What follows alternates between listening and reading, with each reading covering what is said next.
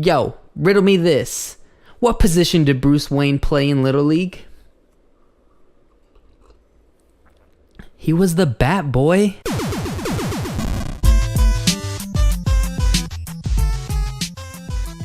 What's up? It's your friendly neighborhood comic book reviewer, Steven Savelli, once again representing hashtag Nerd Swag, and I'm here to bring to you the staple stash for comics that were released on April 16th, 2014.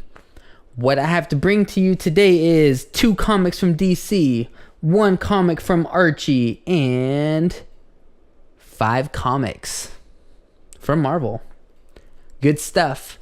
Before we get this started, I just want to give a friendly reminder that down below in the description, there are timestamps where you can click ahead to the comics that you read this week that maybe you want to hear me talk about. Or you could just sit back, relax, and listen to all the comics I read, whether you read them or not. Up here, there's a little logo here. You can click that to subscribe. We'd love to have some interaction with our followers. So if you guys leave some comments below, that'd be awesome. Down at the bottom, of course, is our Twitter and Facebook links. Like I said, the Nerd Swag community has a lot of interaction. So if you like what we're talking about, hit us up. We always respond to everybody. Yeah, so let's get this kicked off. I'm going to start this week with Batman Eternal number 2. Now, this is written by Scott Snyder and James Tynion IV, with art by Ray Fox. And this is probably more written by James Tynion IV and just kind of plotted and with support from Scott Snyder. So what we have here is issue number 2. Last week we had issue number 1 where Bruce Wayne and Jim Gordon were out on a bus trying to catch Mr. Pig, and they ran into some trouble, and it ended with James Gordon going to jail, and he was arrested by Jason Bard, the new lieutenant in Gotham. So where we pick up here is this is a weekly comic, so there's not too much in this. It's pretty thin. So what we have is really just the news of Jim Gordon going out to the world that he, we'll put in air quotes, killed or murdered a bunch of people. He didn't murder it. It was involuntary manslaughter, I would assume. But the news goes out, and we have his daughter, Barbara Gordon, reacting to that. We have Red Hood reacting to that. We have Batwoman reacting to that. Red Robin, and people from Batman's archive and all of his peeps and helpers and sidekicks and all that. Basically them finding out that Jim Gordon did something bad, and they're kind of all now going to go to Gotham, and I'm assuming are going to help Batman. Batman in this short comic, issue number 2, has a conversation with Jim Gordon, and then he goes to watch footage at the police department to see if Jim Gordon really shot a person that was holding a gun, or if the gun was really not there, because Jim Gordon shot at a guy that he thought was holding a gun. The bullet went through the gun and hit a panel behind him and exploded, caused the train to crash, and a bunch of people died on it. And Bruce, or Batman, he wants to go and find out, was the guy holding the gun or not? Looks like he wasn't. So Jim Gordon was seeing things. So we don't know why he was seeing things yet, like if he was injected with something or he was hallucinating or whatnot. But we do know, or what we find out at the end of this comic, at least for now, we find out that Jim Gordon was set up by somebody. And on the very last page of issue number 2 of Batman Eternal, we find out who that is. Batman and actually Catwoman are on their way to find this guy. And I'll leave it at that. It's a pretty cool surprise of who it is at the end. In between the front and end of this book, there's some convolution going on. There's a lot of stuff happening. They're trying to build a lot of backstory really quick. I'm assuming to get into some action, especially with this being a weekly comic and it's, like I said, relatively thin. So compared to issue number 1, this was definitely not as good. there wasn't as much dramatic stuff happening. This is more of just adding some plot points and getting to know a little bit about who's behind it and why that person's trying to manipulate the mayor of Gotham. So that's that. I'll give Batman Eternal on the art or on the writing. I'll give it 7.5 out of 10. And I'm actually going to give the art a 7 out of 10 on this. Compared to issue number 1, where I feel like they put a lot of work into the storyboarding. These panel layouts are pretty simple. Not a whole lot of action. And the action that is there, just your normal simple boxes. No fluid panel layouts. I don't think there was one splash page. So writing 7.5, art 7. This continues to be a good book though. We're only on issue number 2, but this will be going for 52 weeks. And I would recommend catching up on issue 1 and 2. This will dramatically affect the Batman universe. And I believe they're going to create a new sidekick for Batman that I think is named Bluebird. I don't remember. I'll have to double check that. If you know if that's true or not, leave a comment below. That'd be great. All right, next up for DC, we have Sinestro number 1. This is written by Cullen Bunn and art by Dale Eaglesham,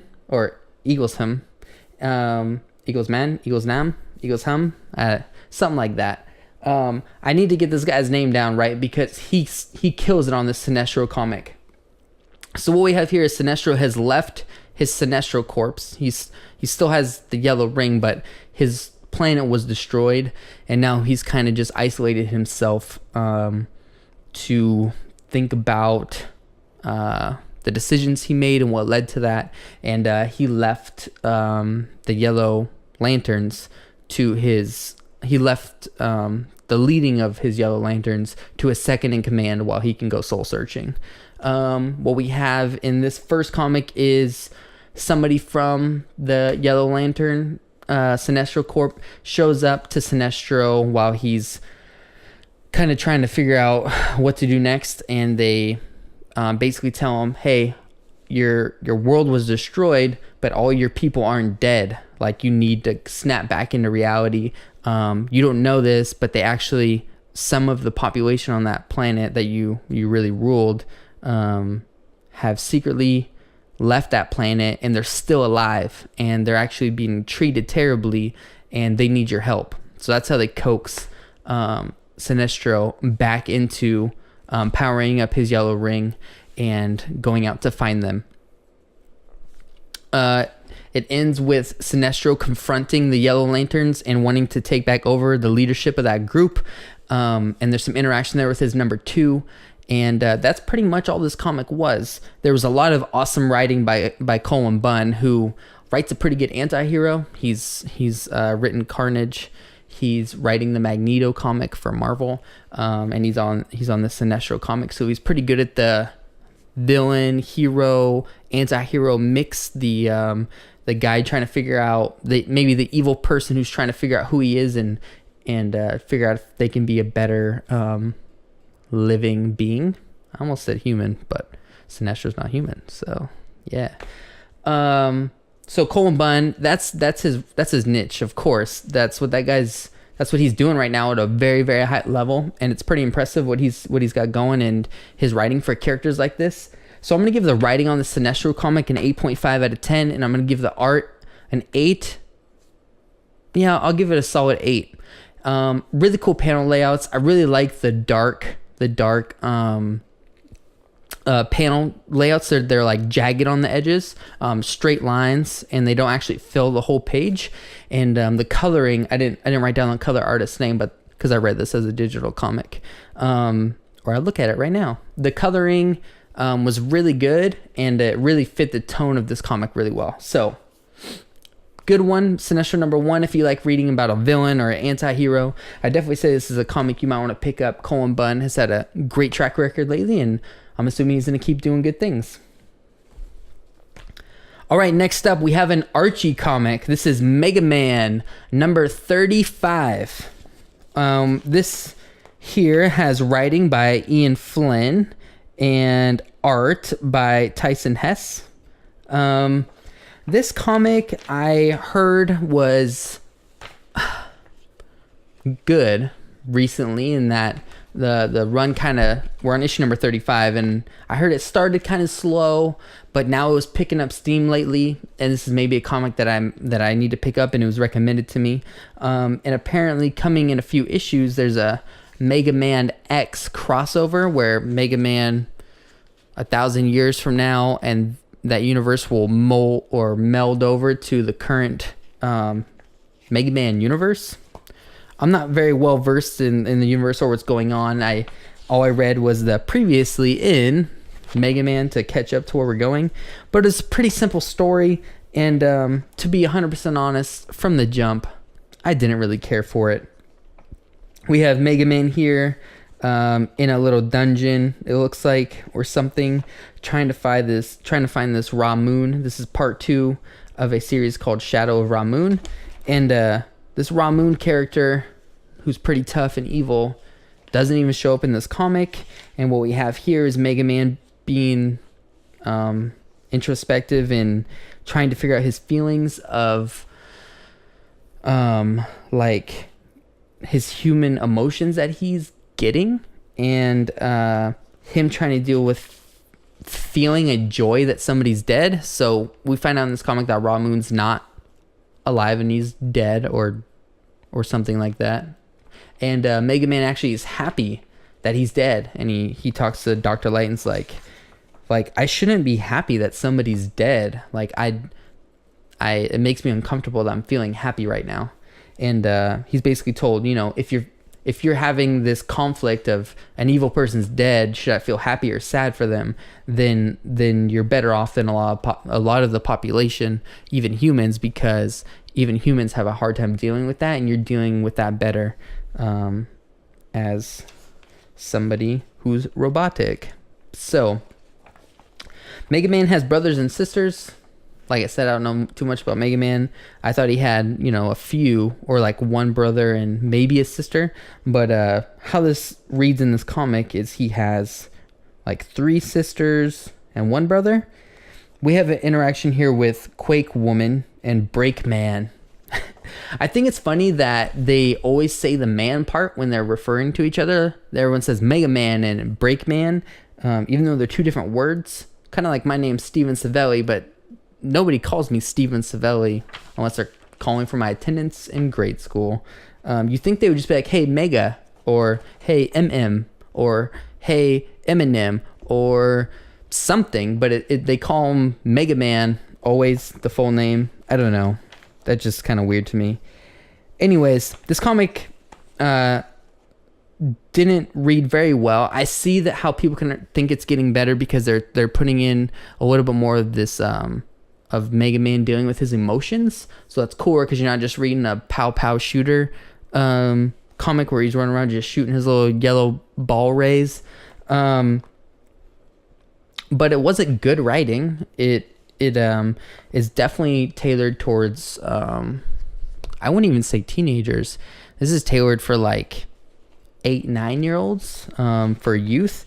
Every other page is advertisements for Sonic the Hedgehog comics and other Mega Man comics. And the writing just didn't read very good to me. It was easy to understand. I'm not like not getting what's going on because I wasn't following this comic. It's pretty simple. It's just they're trying to get deep, but they're not really getting deep. It's kind of corny, to be 100% honest. Quake Man or Quake Woman and Break Man talk for a little bit about like the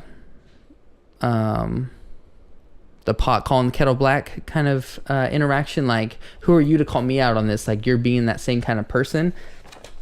And there's some interesting dialogue there, but other than that, I don't think I'm going to continue to read this. I may get a digital download of the Mega Man X crossover, and I'll read that with my comic book reader. But I'll probably wait till it goes on clearance and it's pretty cheap. Maybe I'll download and buy the trade paperback. But other than that, didn't really care for this comic. I'd give the writing on this I'd give it a 4 out of 5, and I'd actually gonna give the art on this a 3 out of 5. There is no panel diversity really. Super simple art layout. It looks like the artist could have plotted this out in about 10 minutes. And yeah, just overall wasn't impressed. Probably not going to be picking up any Mega Man in the future. All you Mega Man fans that are out there, if you love this comic, if I'm not seeing something here of why this is good, I would love more than anything for you to tell me in the description. All right, next up, we're gonna jump over to Marvel, and the first comic I have to review for you today is Thor, God of Thunder, issue number 21. This is the Last Days of Midgard, part 3 out of 5. We have writing on this by Jason Aaron, art by Asad Ribic, and I'm going to mention the color artist. This is Ive Sforcina or Sforkina. The reason why I wanted to mention Ive as a color artist is because Ive was just nominated for the Academy Awards of comic books for a color artist. I've reviewed God of Thunder only one time before on this channel, and this will be the second comic, but I could not control myself the first time I reviewed this comic, just talking about how beautiful it is, and it continues to be my favorite looking comic that is out and available right now, and I'm backed by that, by Ive being nominated for the best color artist of the year for comic books. So that's pretty sweet. Guess I got an alright eye for art, but I don't even think you need to have a great eye for art, because Ive and Asad Ribic together, the artist, the penciler, and the color artist just kill it. All right, so jumping into this, what we have is we still have old Galactus. This is in the future. We have future Thor and future Galactus. Like I said in my last review of the last Thor number 20, Jason Aaron's been writing 3 Thor continuities. We have Thor in the past, when he was young and adolescent and cocky and annoying. We have Thor in the present, who's an Avenger, and the Thor that we all know today in the movies and whatnot. And then we have Thor in the future, who is now the All-Father. Earth is destroyed and dead. There aren't a lot of gods even left in the universe. And yeah, he's the All-Father, so he's the king of Asgard. So we got King Thor in the future and old Galactus in the future, and it ended last comic with those two basically fighting over the Earth, and Galactus wants to destroy the Earth to finally get at the one planet that has caused him troubles his whole reign as the conqueror of worlds and devourer of worlds. And King Thor, even though all humans are dead, there's no more humans left on Earth, he still wants to protect it, because Midgard has always been his it's almost been his real home his entire life, more than even Asgard. So we have a huge confrontation between Galactus and Thor, and oh my goodness, is this battle epic as crap. They're just going at each other. There's one point where Thor gets knocked to the ground by Galactus, and he just jumps and dives and attacks Galactus' stomach, and Galactus like pukes what they're calling like he pukes this molten energy from 1,000 worlds and just pours all over Midgard. And Galactus punches Thor, like, whop, Falcon punch. And he punches Thor into the ground, what they're calling, with the force of 1 billion supernovas. He punches Thor into the ground, Falcon punch. Thor shoots through the Earth, through the core of the Earth, out the backside, hits the moon, and the moon cracks and is destroyed. That is how hard Galactus punches Thor. Like I said, epic as crap battle between Galactus and the All-Father, King Thor.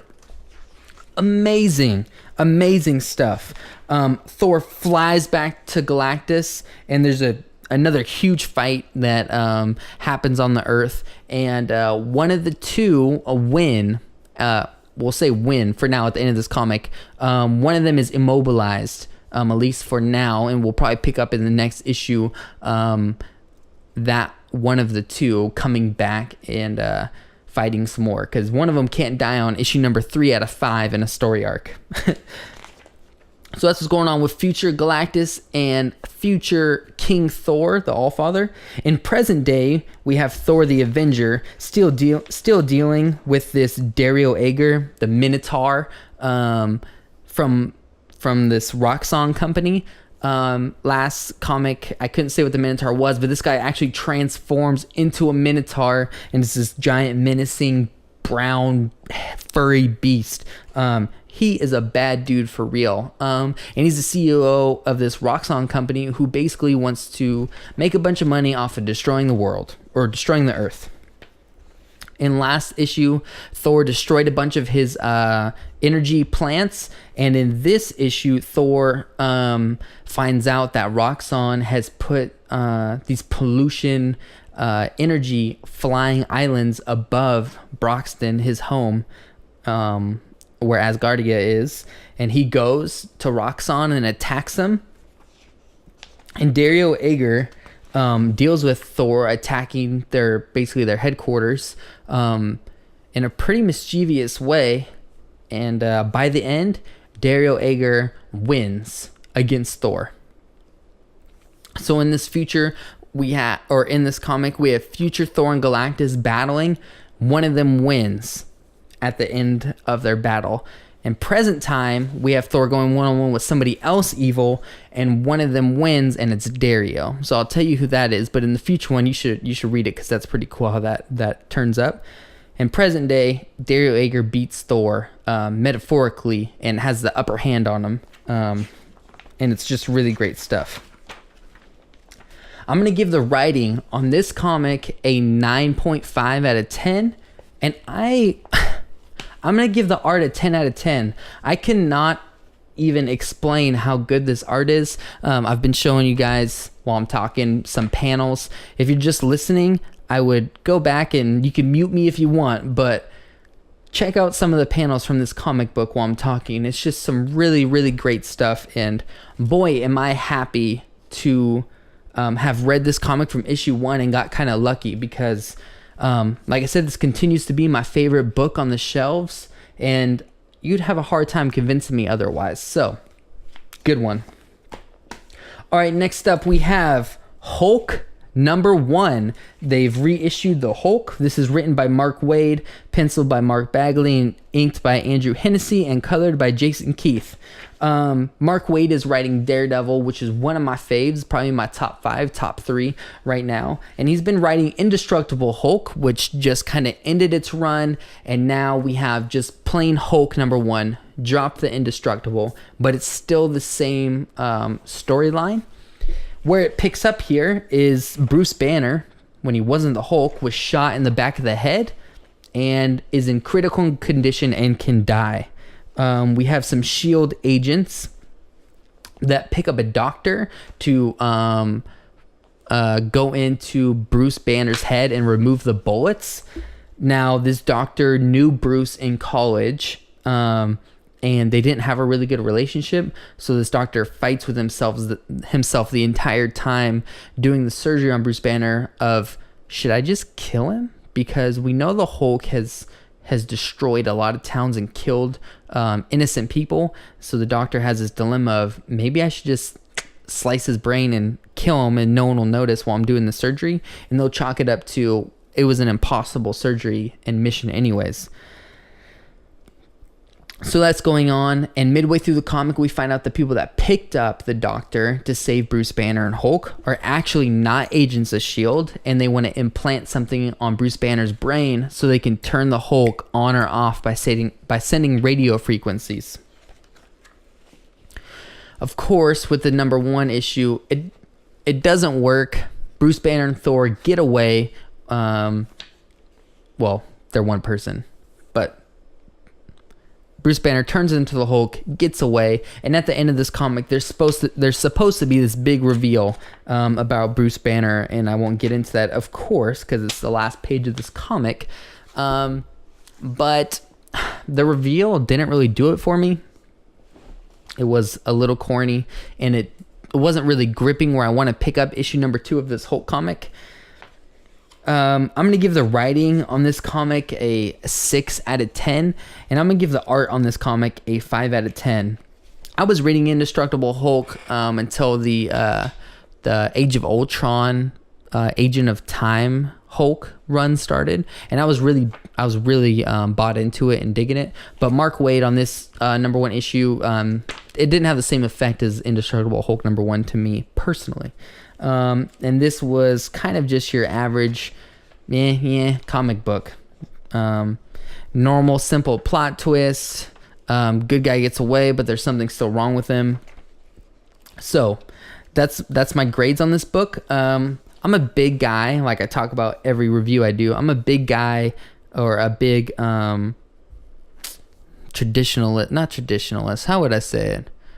I care about panel layouts. I don't want to just read from left to right, left to right, left to right, 3 squares, 4 squares, 3 squares, 2 squares, 4 squares, 5 squares. Like, I want to see interactive panel layouts, splash pages. I want to see cool like circles and like in Green Arrow, there's like fighting in the front with panels in the background, and I want to see some creativity. This comic is as general as it can be. Not that impressed. All right, next up we have Nova number 16. Now this is written by Gary Duggan, penciled by David Baldian, inker by Terry Pallett, and colorist by Soto Color. I've been purchasing Nova since issue number 1 all the way up to now issue number 16. I actually have not read higher than issue number 4. I have 4 through 15, which I haven't even opened. But since I'm now doing these reviews and number 16 came out, I thought, what the heck? Let me open this up and read it so I can review it. And I'm kind of bummed out that I've been buying Nova books without reading them, because just like Hulk number 1, I was not that impressed.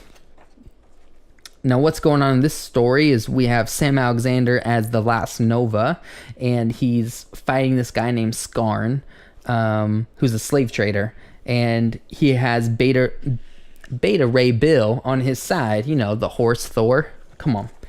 So Nova and Beta Ray Bill are working together to fight this Skarn guy. They beat him up. He goes to space jail, and that's over. Then Nova goes back to... let me see here. I forget his name. 1 second. He goes back to meet with Cadavian to get a Nova Corp helmet to take to a dead Nova Corps member, and make sure that his funeral and grave, he has his Nova Corp helmet on. So that's all that happened in this book. Beta Ray Bill and Nova separate ways, and I'm assuming maybe in the future they will meet back up again. Sam Alexander at the end of this parts ways with Beta Ray Bill, heads back to Earth to see his mother, and finds out that she's not there. And I'm assuming this is where this next story's where the story's gonna go. The next issue is titled Home Alone. So yeah, that's what's going on with Nova number 16. The cover is super cool. Totally digging the cover. The art on the inside, yeah, not so good again. This is another one where the colors are really great, but I have a problem with the art, the penciling on this, because, well, first off, Beta Ray Bill looks ridiculous. I know he's a ridiculous character, but there's parts where he has like a giant chest and small little legs, like one panel, and then the next panel he has like a normal sized chest with thick legs, and it's just a consistency issue with me that the characters in every page and every panel aren't consistently drawn. I do like the bright colors in Nova, which is why I generally like the art in these comics, but once again, not a lot of creative panel layouts. Pretty simple, like jog down of square, rectangle, square, and no splash pages. So nothing too great to be admired here. I'd give the writing on this a 6.5, maybe a 7 out of 10. There was a lot of stuff going on in this book, and I'll give the art a 7.5 out of 10. All right. Next up, we have The Amazing X-Men number 6. This is called Family Feud. This is a part 1 of this All in the Family series, or story arc. This is written by Jason Aaron, penciled by Cameron Stewart, colors by Rachel Rosenberg, and the cover was by Ed McGuinness, who was doing the art in Amazing X-Men until this issue. If you don't know, Jason Aaron, who writes Thor, my favorite comic book out right now, has been writing this Amazing X-Men run that brought Kurt back to life. Now, how Kurt got back to life is he was in heaven. His father Azazel, the devil man, went to go find him or kill him in heaven. X-Men come and save him from the afterlife. Now Kurt brings him and his father back to Earth as living beings by selling his soul. Basically, he used the Bamfs to transport himself and his father to being alive, and by doing so, he can never go back to heaven. That was the trade-off. By coming to Earth to be living, he can never go back to heaven, and he no longer has a soul. That's what's happening right now. It starts off with Logan and the X-Men throwing a party. As a funny little note, Dupe, the green floaty guy that I reviewed last week, all new Dupe number 1, he makes an appearance in this. He's in a few panels, so it's cool that they're put him in here a little bit more. And Jason Aaron also wrote Wolverine and the X-Men, where he also used Dupe as a substitute teacher. So Jason Aaron likes throwing this guy in the background. He doesn't speak or anything. Super cool art here by Cameron Stewart. I really like the blocky, cartoony look that he's got going on here. So I like the art, and I like how he drew Azazel and Nightcrawler. I haven't seen Nightcrawler drawn this way as a blue elf. Pretty cool little difference. In here, after they're throwing the party for Kurt being alive, Cyclops and the Uncanny X-Men come and show up, and him and Wolverine Wolverine and Cyclops have a face-to-face, but they kind of squash the beef for now, so that they can celebrate Kurt's life. In the middle of all that, Kurt's mother shows up, Mystique. She wants to know if his father's alive too, and there's a chase and a race for Mystique and Nightcrawler to get to Azazel first. Mystique gets to Azazel first and has a proposition for him. You'll have to read the comic to find out what that is. After that happens, there's a cool interaction between the best buds, Nightcrawler and Logan. It's funny here on the very last page, it's Nightcrawler tells Logan, "Believe it or not, I even love you, Wolverine." And Logan's like, "Boy, you are drunk." Just a funny, let's go home. It's just a funny way to end this comic. And in Jason Aaron's run, they both got drunk and celebrated him being alive. So nice, heartfelt. I give the writing on this a 6 out of 10, nothing special. And I'll give the art an 8 out of 10. I actually enjoyed the simple box art that we got from Cameron Stewart. All right, last up, we have Uncanny X-Men. This is written by Brian Michael Bendis and it's penciled by Brian Pacciallo, with art by Brian Pacciallo, and colors by Brian Pacciallo.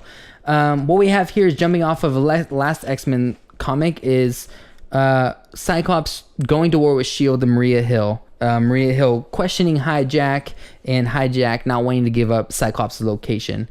Cyclops, using his mutants, finds a way to talk to Maria Hill and kind of threaten her. And by the end of this comic, Maria Hill and Cyclops wage war against each other, like we saw coming for the last 5 issues. Cyclops goes to blame the Sentinels on Beast. We know it's not Beast, or maybe it is. There's somebody lurking in the background, and we still get some panels here of this person that's been showing up that obviously is the person sending the Sentinels, so we know it's not Maria Hill. Mystique and Sabretooth in here talking to the Blob about him being kind of a mutant gene junkie and trying to get the mutant gene from Dazzler while they're not in the room. And yeah, it's all that happens in Uncanny X-Men. I give the writing on this a 7.5 out of 10, and I'll give the art on this a 9 out of 10. I still really like Chris Pacciallo's art and coloring. So That's my last comic for the week. I want to say thanks again. If you like doing these or watching these reviews and spending some time with me, go ahead and click that logo that's right up here and subscribe to the channel. I'd really appreciate it. Leave me some feedback down in the comics or comics. Leave feedback down in the comments. If you have any comics suggestions for books I should be reading that I didn't, let me know in the comments below. And once again, I'm Steven Savelli. Thank you for joining me, and I will see you next week. Same bat time, same bat channel.